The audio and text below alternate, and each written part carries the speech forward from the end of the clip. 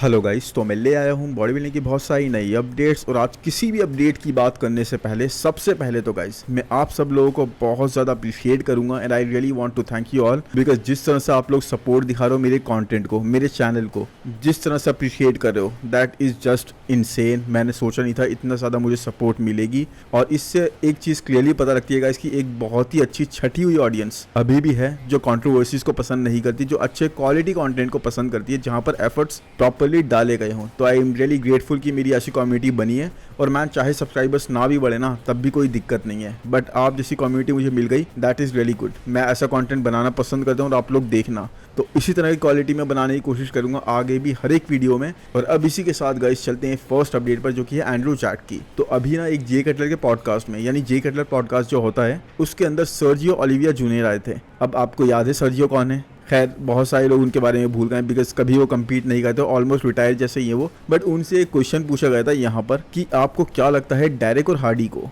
Beat करने के लिए कौन केपेबल है, कौन बीट कर सकता है एक ऐसा एथलीट? तो पता है उन्होंने किसका नाम लिया?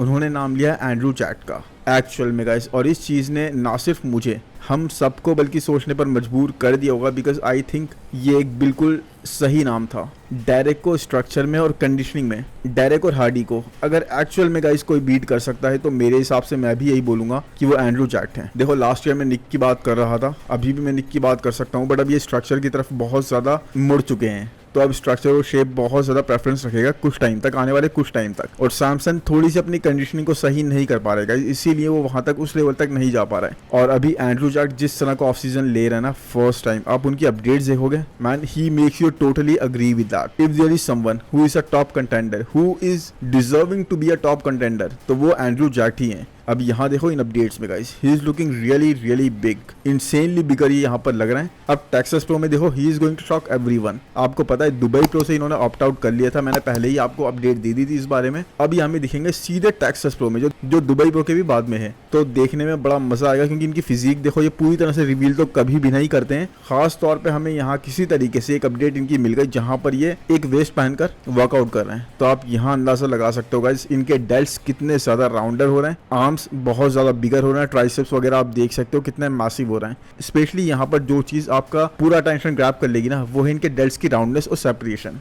That is really really good. और इस चीज से आपको आइडिया लग सकता है गाइस कि विड्थ में इजाफा बहुत ज्यादा कर दिया गया है, मसल मास बहुत अच्छे से ऐड कर ली गई है। और एक यही चीज ये लैक कर रहे थे गाइस, थिकनेस ऐड करना, और इनको उस चीज का टाइम नहीं मिल पा रहा था, बिकॉज जब से इन्होंने प्रो कार्ड जीता है ना, कॉन्टिन्यूसली गाइस, कंसिस्टेंटली ये एक के बाद एक शो में कम्पीट कर रहे हैं। इस बार इनको एक प्रॉपर एक लंबा ऑफ सीजन मिला और इन्होंने देखो इसको काफी अच्छे से, बहुत इफेक्टिवली यूटिलाइज करा है, और वो चीज यहाँ पर पूरी तरह से विजिबल है। अब आई डोंट नो साइड पोजीशन के क्या अभी भी उस लेवल की थिकनेस कैरी कर रहे होंगे, because he is a really tall bodybuilder. और इसीलिए गाइस ये चीज ना, जितने आप टॉल होते हो, जितने आपकी हाइट होती है, उतना ज्यादा डिफिकल्ट हो जाती है अपने फ्रेम को उस तरीके से फुलर करना। बट मुझे लगता है गाइस जिस तरह से एंड्रू चैट अभी तक इतने फुलर फ्रेम के ना होते हुए भी अच्छे को पछाड़ते आ रहे हो। मिस्टर ओलंपिया में देखो 5th या 6th प्लेस पर ये एंड अप कर गए थे last year, I think 6th place पर। टॉप 6 ये ऑलरेडी क्रैक कर चुके हैं। तो इस बार अगर ये अपना बेस्ट लेकर आ गए ना किसी तरीके से, एक मैसिव फ्रेम के साथ, जहां पर थिकनेस स्पेशली साइड पोजीशन में इनकी विजिबल हो, और कंडीशन वगैरह इनकी देखो कोई ऐसी लैक नहीं करती है, कंडीशन ये अच्छी ही लाते हैं,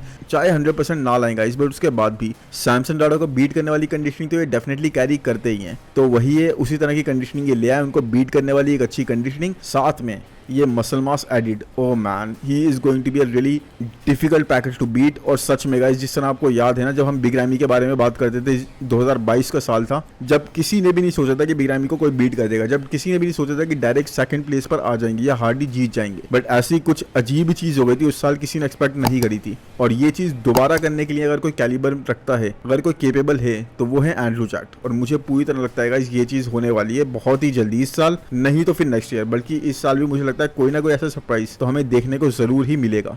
एनीवेज, अब चलते हैं नेक्स्ट अपडेट पर, जो कि है क्योन पियर्सन की। और क्योन पियर्सन एक और अपडेट शेयर तो हमारे साथ कर रहे हैं, फिजिक अपडेट अपनी पूरी तरह से हमें दिखा रहे हैं, बट उसके साथ में एक वार्निंग भी दे रहे हैं। अब ये वार्निंग क्या दे रहे हैं गाइस, यहाँ पर ये बोल रहे हैं 17 वीक्स आउट अपडेट है ये, साथ में बहुत ही जल्दी अपनी अपडेट पोस्ट करना बंद कर देंगे ताकि चीजें इंटरेस्टिंग हो। अब ये ऐसा क्यों कर रहे हैं गाइस, क्योंकि देखो अब मिस्टर ओलंपिया आने वाला है, अब ये चीजें ना हाइड करके रखना चाहते हैं और इसीलिए इन्होंने ऐसा बोला है कि अब मैं बहुत जल्दी अपडेट शेयर करना बंद कर दूंगा और सारी चीजें ना इंटरेस्टिंग रखूंगा आप लोगों के लिए, ताकि बिल्कुल आपको पता ही ना लगे पैकेज कैसा होता जा रहा है और एकदम से आप लोग स्टेज पर देखकर हिल जाओ उस चीज को। तो मैन शॉर्ट टाइम के लिए सेव करेंगे अपने पैकेज को और I think that is really good approach. पूरे साल इन्होंने ऐसा है कि हमें अपडेट्स देते रहे, लोगों को एंटरटेन करा, लोगों को अपडेटेड रखा। अब आई थिंक ये वो टाइम है जब किसी को भी पता नहीं लगना चाहिए, एक एक्स फैक्टर, एक वाव फैक्टर, एकदम से ना सरप्राइज फैक्टर स्टेज पर आना चाहिए। अब किसी को पता लगना नहीं चाहिए कि कैसा इनका पैकेज हो रहा है, कैसे इनकी फिजिक की अपडेट्स जा रही हैं, क्या चेंजेस ये अपनी फिजिक में कर रहे हैं, बिकॉज ये कोई छोटा मोटा शो नहीं है गाइस। अब ये है मिस्टर ओलंपिया और जहां पर Keone Pearson as a champion, as a defender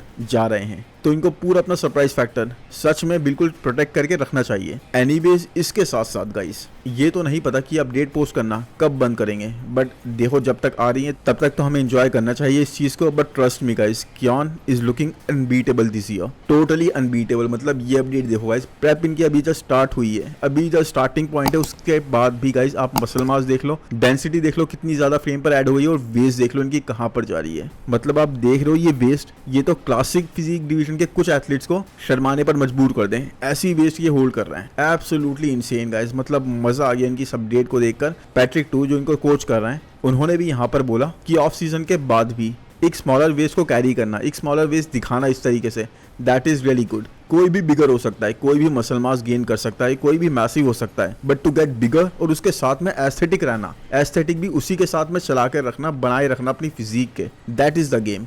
ये एक अलग लेवल का गेम है और जो हर कोई नहीं कर सकता। और डेफिनेटली मैं इस बात से अग्री करता हूँ कि मसल मास कोई भी एक लेवल तक ऐड कर सकता है, चाहे उतनी ज्यादा ऐड ना कर पाए, बट आपके फ्रेम पर जब तक लिमिट होती है, एक रेस्ट्रिक्शन होती है कि आपको इतने वेट पर ही जाना है या इतने वेट पर ही खेलना है, तो आप मसल मास ऐड कर सकते हो। इवन ओपन डिवीजन के एथलीट्स भी कई सारे मसल मास और ज्यादा ऐड कर सकते हैं, लेकिन वही बात है गाइस, उसके साथ अपने एस्थेटिक्स को बनाए रखना। क्योंकि देखो रिसेंटली हमने देखा सैमसन ने भी मसल मास और ज्यादा ऐड करी है, बट करते ही बबल कट वाले सीन उनके साथ आने लग गए, जबकि एस्थेटिक्स उनके हमेशा से हम प्रेफर करते आए हैं, जजेस प्रेफर करते आए हैं। बट अगर वो चीज खराब होगी तो क्या जजेस उस चीज को पसंद करेंगे? अब ये चीज देखने वाली है। लेकिन मैं वही बता रहा हूँ कि यहाँ पर जो पैट्रिक टूर ने पॉइंट रेस करा कि भाई आपको अपने एस्थेटिक भी उसी तरह बनाए रखने हैं मसल मास ऐड करते हुए, इस चीज का प्राइम एग्जाम्पल मेरे हिसाब से गाइस कियान पियर्सन यहाँ पर बन गए हैं। ही is looking nuts over here, totally nuts guys. मुझे नहीं लगता कियान पियर्सन को कोई भी बीट करने वाला है। वैसे कल की अपडेट में ना, कल के वीडियो में मैं शॉन क्लाइडर को भी कवर करूंगा। अभी अपडेट्स बहुत ज्यादा हो गई थी इसलिए मैं उनको कवर नहीं करा। एनीवेज चलते हैं नेक्स्ट अपडेट पे गाइस, तो वो भी हम स्टेफन मटाला की ही बात करेंगे, जो कि पैट्रिक टूर के अंडर ही वर्क कर रहे हैं।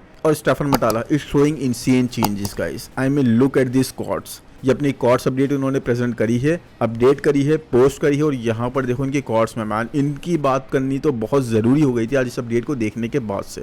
The level of separation he showing, the level of striations he showing, fibres, feathers, even feathers are visible guys. मतलब अभी ऐसा नहीं है कि अपनी पीक फॉर्म में आ चुके हैं ये, अब बिल्कुल इनका शो होने वाला है इसी वीक, नहीं, ऐसा कुछ नहीं है। अभी इनको और भी वेट लूज करना है, और भी फैट लूज करना है, और भी वाटर वेट लूज करना है, और उसके बाद भी इन सब चीजों को बनाए रखने के बाद भी इनकी फिजिक में गाइस, इनके कॉर्ड्स में आप फेदर्स देख रहे हो किस तरह की दिख रही हैं। मतलब इससे ज्यादा कैसे पील्ड होंगे, इससे ज्यादा क्या पील्ड होंगे? अब क्या जाएगा, अंदर से टिश्यूज आने लगेंगे? मुझे नहीं समझ में आ रहा मैन। ये तो बिल्कुल एक्सट्रीमली पुश कर रहे हैं। पैट्रिक टूर ने इनके साथ मैजिक कर दिया है। चाहे इनकी मसल मास पहले के मुकाबले, मतलब पहले के मुकाबले इन टर्म्स ऑफ जैसे अपनी प्रेप को स्टार्ट करने के टाइम पर थे, उसके कंपैरेटिवली अब कम हो रही है, और ये बनती भी है गाइस, ऐसा नहीं है नहीं कम होगी, बट यही है पहले के मुकाबले अगर किसी पहले के शो से हम कंपेयर करें, वहां से ज्यादा बनाए रखनी है, तो ये चीज ये पूरी तरह से कर पा रहे हैं। बट मैन जिस तरह की अपडेट्स दिखा रहे हैं ना, जिस तरह की प्रोग्रेस दिखा रहे हैं, इनका फ्रेम पूरी तरीके से अभी ग्रो करने को रेडी है। He just is not using his frame to his full potential, he does not want to push it.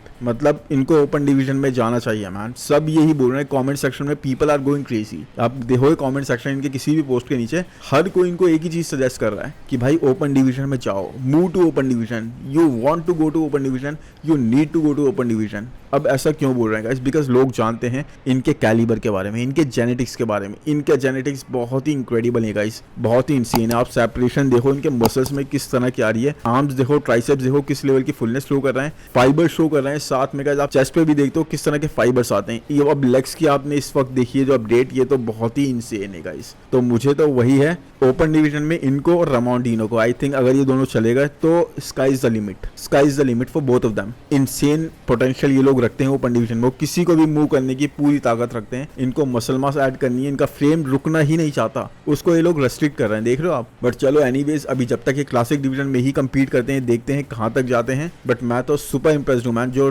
Package Patrick tour और स्टेफन मटाला हमारे सामने प्रेजेंट कर रहे हैं, that is just out of the world. मजा आ रहा है उसको देखने में, ये अपडेट्स कवर करने में। एनीवेज आप बताओ स्टेफन मटाला की फिजिक आपको कैसी लग रही हो? जो मैं इनके बारे में बोल रहा हूँ इसकी ओपन डिवीजन में मूव हो जाना चाहिए इनको, क्या आपको लगता है हो जाना चाहिए या फिर अभी इनको क्लासिक डिवीजन में ही थोड़े टाइम अपना लक आजमाना चाहिए, उसके बाद देखें इनको क्या करना है? एनीवेज अब चलते हैं नेक्स्ट अपडेट पर, जो कि है विलियम बोनेक की। और विलियम बोनेक मैन इज 3 days आउट। अब देखो ये इनकी फिजिक अपडेट है, 3 days आउट हमें मिली है। एंड इससे पहले मैं इनकी तारीफ करूंगा, अब मुझे एक चीज तो बोलनी ही पड़ेगी, मैं नहीं बोलना चाहता, but he is looking way down sized. क्या आपको नहीं लग रहा है? बहुत ज्यादा डाउन साइज लग रहा है मैन, बहुत ही ज्यादा, स्पेशली इन लेग्स में। आप देखो इनके लेफ्ट और राइट लेग में कितना ज्यादा डिफरेंस है, एटलीस्ट 2 से 3 इंच का डिफरेंस है, इतना ज्यादा इनका मसल इम्बैलेंस हो चुका है। और साथ में गाइज अभी ये कम्पीट करने वाले पोर्तुगल प्रो में, दुबई प्रो में, इटली प्रो में भी ये कम्पीट कर रहे हैं, प्रो क्लासिक में भी ये कम्पीट कर रहे हैं। मतलब देख लो इसी वीक होने वाले क्रिजो और बहरूस्तवानी के साथ जो शो है उसके अंदर ये कम्पीट करें। तो आपको क्या लगता है इस कंडीशन के साथ, इस पैकेज के साथ,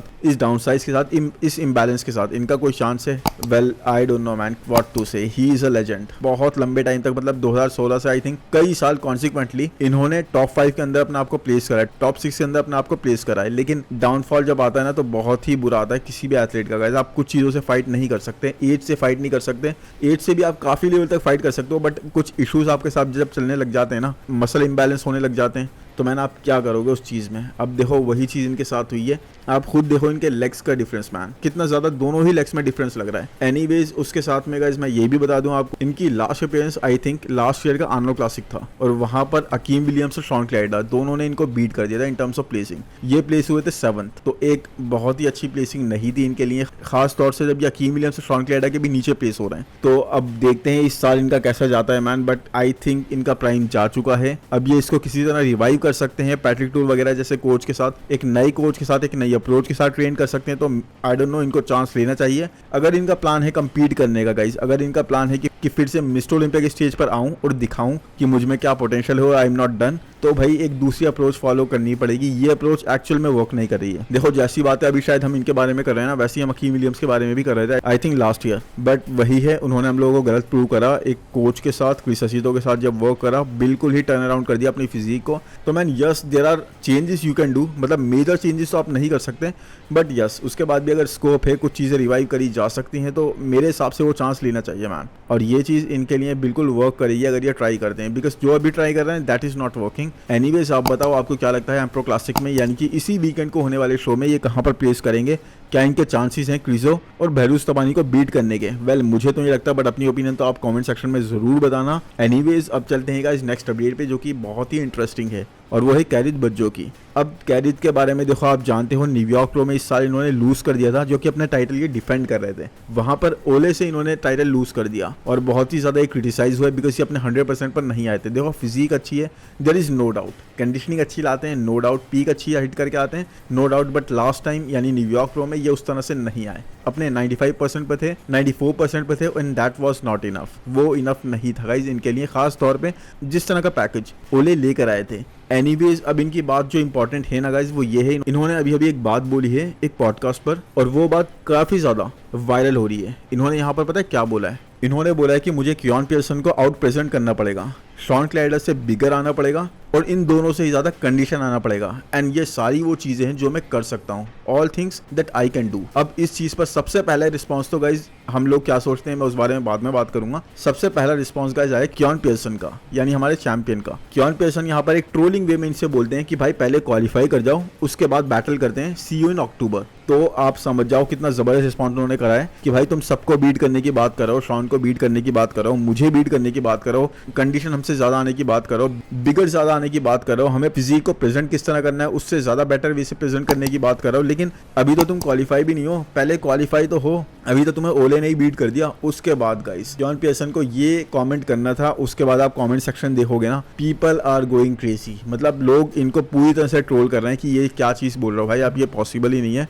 आप पहले ओले को बीट करो, कियोन पियर्सन की बात बाद में करना, शॉन क्लाइडर की बात बाद में करना, एंजल कार्ल्टन को बीट करो। मतलब लोगों ने ना इनको पूरी तरह से ट्रोल कर दिया, और इसमें कोई भी गलत बात नहीं है, क्योंकि आप अभी तो क्वालिफाई नहीं हो, आप इतनी बड़ी बात बोल रहे हो। और डेफिनेटली गाइस ये दोनों ही चीजें ये कह रहे हैं कि मैं कर सकता हूँ, तीनों ही चीजें मैं कर सकता हूँ, बट ट्रस्ट मी ये बहुत ही ज्यादा मुश्किल चीजें हैं, बहुत ही ज्यादा मुश्किल। कैरित की physique is great, no doubt in that, but इस साल guys Shaun Clarida, Keone Pearson जिस तरह से आने वाले ना, जिस तरह से पुश कर रहे हैं एक दूसरे को, they both are going to be untouchable. मतलब ये दोनों एक दूसरे से बैटल करते रहेंगे, बट इनके अलावा जो third place, fourth place, fifth place होगा ना, बहुत ही बिग डिफरेंस उन सब लोगों में कर देंगे। ये अपने सेकंड और थर्ड प्लेस के बीच में बहुत ही बड़ा डिफरेंस आपको देखने को मिलेगा, क्योंकि ये दोनों एक अलग ही लीग पे ऑपरेट कर रहे हैं, एक अलग ही जगह बैटल कर रहे हैं। मतलब आप समझ लो कि जैसे लेवल 10 कर चुके हैं ये लोग और बाकी सब लेवल 5, लेवल 4 पे ट्रेन कर रहे हैं। इस तरीके से ये लोग ट्रेनिंग कर रहे हैं, इस तरीके से ये लोग खुद को पुश कर रहे हैं। तो ये चीजें मैं होती भी नहीं देखता कि आप शॉन क्लाइडर से ज्यादा बिगर आ जाओ, पाउंड टू पाउंड अपने फ्रेम को इस तरह से कॉम्पैक्ट वे में भर के आ जाओ, साथ में इस तरह कंडीशन आ जाओ। आप शॉन क्लाइडर, कियान पियर्सन से ज्यादा कंडीशन आ जाओगा, इस मसल मेच्योरिटी उस तरीके की ले आओ, भाई इम्पॉसिबल है। ये बहुत ज्यादा बोल दिया कैरिज बच्चों ने। मेरे हिसाब से हो सकता है कॉन्फिडेंट वे में बोला हो, कोई बिल्कुल गलत वे में नहीं बोला हो, अगर ये है भी तब भी, लेकिन लोगों ने इस चीज को नहीं छोड़ा। जिस तरह से इनकी ट्रोलिंग स्टार्ट हो गई ना इस चीज को लेके कि भाई पहले ओले को बीट कर दो, बातें तो बड़ी बड़ी कर रहा हो, मतलब कॉमेंट सेक्शन में लोग पागल होगा इनको लेके। तो वही है, आप देखो। अब बताओ आपको क्या लगता है इनकी फिजिक के बारे में और कैलिबर के बारे में? क्या आपको लगता है ये कंपीट करेंगे तो जल्दी से क्वालिफाई कर जाएंगे? वैसे जल्दी ही किसी शो में कंपीट करने वाले हैं, मैं नाम भूल गया, आई थिंक पोर्टुगल प्रो में कंपीट करने वाले हैं। अब देखते हैं वहां पर ये जब आते हैं किस तरह का पैकेट लाते हैं। एनीवेज मुझे तो बिल्कुल भी नहीं लगता कि ये इन दोनों को बीट कर सकते हैं इस वाले मिस्टर ओलंपिया में। एनीवेज गाइस, अब चलते हैं नेक्स्ट अपडेट पे, जो कि आंद्रा पेस्टी के बारे में। और आंद्रा पेस्टी गाइस, इनका टाइम अच्छा नहीं चल रहा। अब ऐसा मैं क्यों बोल रहा हूँ? बिकॉज एक अच्छा ऑफ सीजन लेने के बाद इन्होंने मसल मास ऐड करी थी अपने फ्रेम पर, अपने आप को कंपेटिटिव बनाने की पूरी कोशिश करी थी। लेग्स पर भी इन्होंने डेवलपमेंट करी थी ताकि उस तरह से मसल इम्बैलेंस नहीं लगे, बॉडी डिस्प्रपोर्शनेट नहीं लगे। लेकिन साथ में ही was planning to compete as well, अपनी प्रेप वगैरह भी स्टार्ट कर चुके थे, बट इनकी तकदीर को कुछ और ही मंजूर था। अब ये इस पूरे सीजन कम्पीट नहीं कर सकते क्योंकि अपनी प्रेप के दौरान ही ये बीमार हो गए। और उस बीमारी के दौरान गाइस ऐसी कोई बड़ी चीज नहीं हुई, बट जो टाइम पीरियड लगा उसमें इन्होंने काफी अच्छा मसल मास लूज कर दिया। अब आप देखो इनकी सब डेट को देख के आपको पता लग रहा होगा, वो शोल्डर्स की विड्थ, वो फुलनेस, वो थिकनेस, वो साइज जो इनका पता लगता था ना किस हद तक वो लूज कर चुके हैं। अब देखो छोटी मोटी बीमारी होती है, हमें जब होती है नेचुरल लोगों को तो हम लोग काफी मसल मास लूज कर जाते हैं। तो आई थिंक इनको अगर थोड़ा सा भी ज्यादा लंबे टाइम तक कुछ बुखार जैसी चीज चली होगी, उसमें पीडी वगैरह का यूज उस तरह से नहीं करा गया होगा बिकॉज रेस्ट्रिक्शंस लग जाती हैं। तो अब देख लो काफी ज्यादा मसल मास ये लूज कर चुके हैं। और स्पेशली गाइस इनके लेग्स जो ग्रो हुए थे, जो डेवलप हुए थे, हम लास्ट कुछ अपडेट्स में कवर कर रहे थे, अब वो उस तरह से बिल्कुल नहीं लग रहा है, बल्कि अब तो ये पूरे ही डाउन साइज लग रहे हैं। तो एक अच्छा ऑफ सीजन इनको अभी फिर से चाहिए, रिकवरी करनी चाहिए,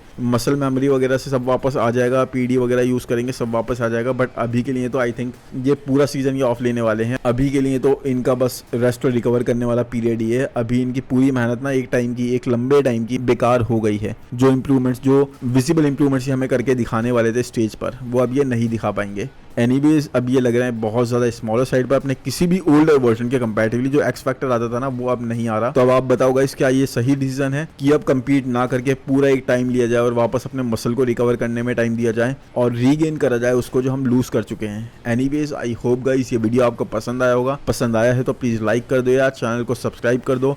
कल का वीडियो मैं बहुत ही इंटरेस्टिंग लाऊंगा, आप लोगों को बहुत ही मजा आ जाएगा। ये अपडेट मैंने स्पेशली सैटरडे के लिए बचा कर रखी है। तो कमेंट सेक्शन में जरूर बताओ वीडियो आपको कैसा लगा और आपको किसकी अपडेट अब नेक्स्ट मेरे को कवर करते हुए देखना है। चैनल को सब्सक्राइब करना बिल्कुल ना भूलें, नोटिफिकेशन बेल को भी दबा दें। मिलते हैं नेक्स्ट वीडियो में। Thank you, bye bye.